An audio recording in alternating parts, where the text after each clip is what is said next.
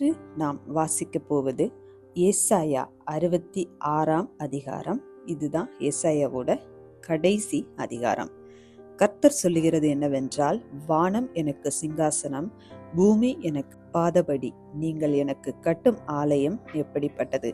நான் தங்கியிருக்கும் ஸ்தலம் எப்படிப்பட்டது? என்னுடைய கரம் இவைகளெல்லாம் சிருஷ்டித்ததினால் இவைகளெல்லாம் உண்டாயின என்று கர்த்தர் சொல்லுகிறார். ஆனாலும் சிறுமைப்பட்ட ஆவியில் நொறுங்குண்டு என் வசனத்துக்கு நடுங்குகிறவனையே நோக்கி பார்ப்பேன்.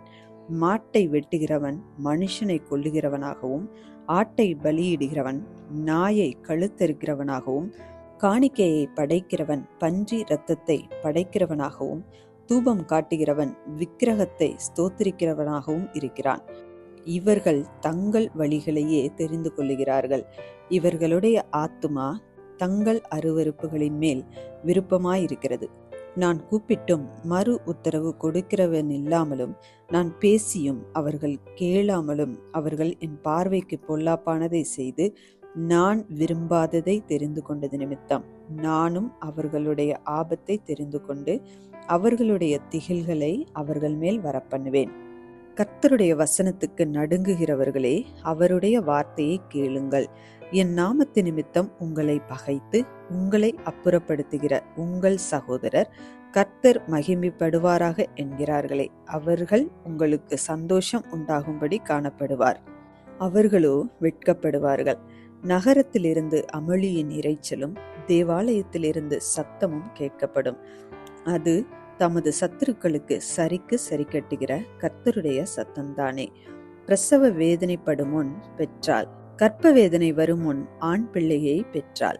இப்படிப்பட்டவைகளை கேள்விப்பட்டது யார்? இப்படிப்பட்டவைகளை கண்டது யார்? ஒரு தேசத்துக்கு ஒரே நாளில் பிள்ளை பேறு வருமோ? ஒரு ஜாதி ஒருமிக்க பிறக்குமோ? சீயோனோவெனில் ஒருமிக்க வேதனைப்பட்டும் தன் குமாரரை பெற்றும் இருக்கிறது. பெறப்பண்ணுகிறவராகிய நான் பெறச் செய்யாமல் இருப்பேனோ என்று கர்த்தர் சொல்லுகிறார். பிரசவிக்க பண்ணுகிறவராகிய நான் பிரசவத்தை தடுப்பேனோ என்று உன் தேவன் சொல்லுகிறார். எருசலேமே, நேசிக்கிற நீங்கள் எல்லாரும் அவர்களோடே கூட சந்தோஷப்பட்டு அவளை குறித்து களி கூறுங்கள். அவள் நிமித்தம் துக்கித்திருந்த நீங்கள் எல்லாரும் அவளோடே கூட மிகவும் மகிழுங்கள். நீங்கள் அவர்களுடைய ஆறுதல்களின் முளைப்பாலை உண்டு திருப்தியாகி நீங்கள் சூப்பி குடித்து அவளுடைய மகிமையின் பிரகாசத்தினால் மன மகிழ்ச்சி ஆகுங்கள். கர்த்தர் சொல்லுகிறது என்னவென்றால், இதோ நான் சமாதானத்தை ஒரு நதியைப் போலவும் ஜாதிகளின் மகிமையை புரண்டு ஓடுகிற ஆற்றைப் போலவும் அவளிடமாக பாயும்படி செய்கிறேன். அப்பொழுது நீங்கள் முளைப்பாலை குடிப்பீர்கள், இடுப்பில் வைத்து சுமக்கப்படுவீர்கள், முழங்காலில் வைத்து தாளாட்டப்படுவீர்கள். ஒருவனை அவன் தாய் தேற்றுவது போல் நான் உங்களை தேற்றுவேன்.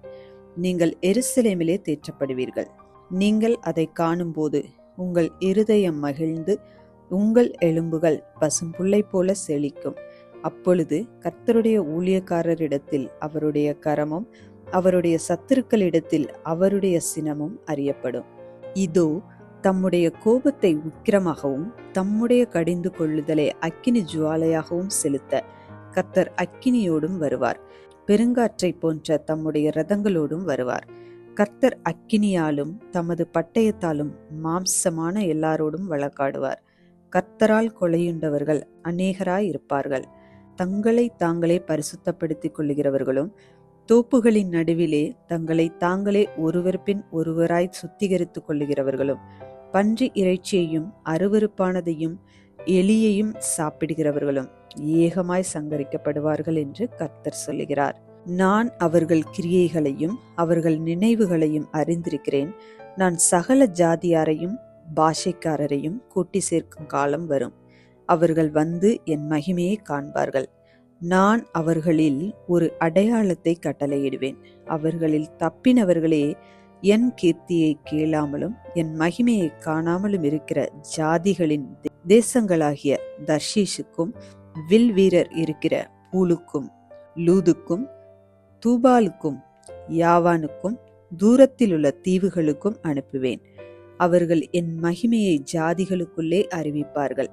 இஸ்ரவேல் புத்திரர் சுத்தமான பாத்திரத்தில் காணிக்கையை கர்த்தருடைய ஆலயத்துக்கு கொண்டு வருகிறது போல உங்கள் சகோதரர் எல்லாரையும் அவர்கள் குதிரைகளின் மேலும் இரதங்களின் மேலும் குளாரி வண்டிகளின் மேலும் கோவேறு கழுதைகளின் மேலும் வேகமான ஒட்டகங்களின் மேலும் சகல ஜாதிகளிடத்திலும் இருந்து எருசலேமில் உள்ள கர்த்தருடைய காணிக்கையாக என் பரிசுத்த பர்வதத்துக்கு கொண்டு வருவார்கள் என்று கர்த்தர் சொல்லுகிறார். அவர்களிலும் சிலரை ஆசாரியராகவும் லேவியராகவும் தெரிந்து கொள்வேன் என்று கர்த்தர் சொல்லுகிறார்.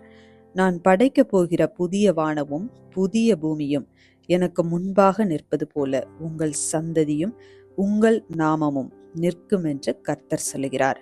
அப்பொழுது மாதந்தோறும் ஓய்வு நாள் தோறும் மாம்சமான யாவரும் எனக்கு முன்பாக தொழுது கொள்ளுவார்கள் என்று கர்த்தர் சொல்லுகிறார். அவர்கள் வெளியே போய் எனக்கு விரோதமாய் பாதகம் செய்த மனுஷருடைய பிரேதங்களை பார்ப்பார்கள். அவர்களுடைய பூச்சி சாகாமலும் அவர்களுடைய அக்கினி அவியாமலும் இருக்கும். அவர்கள் மாம்சமான யாவருக்கும் அரோசிகமாய் இருப்பார்கள். இந்த வீடியோக்கள் உங்களுக்கு பிடித்திருந்தா மறக்காம லைக் பண்ணுங்க, உங்க ஃப்ரெண்ட்ஸுக்கு ஷேர் பண்ணுங்க. இன்னும் நம்முடைய பைபிள் மோட்டிவேஷன் சேனலை சப்ஸ்கிரைப் பண்ணவில்லை என்றால் மறக்காம இப்பவே சப்ஸ்கிரைப் பண்ணுங்க. மீண்டும் நாளை சந்திப்போம். நன்றி.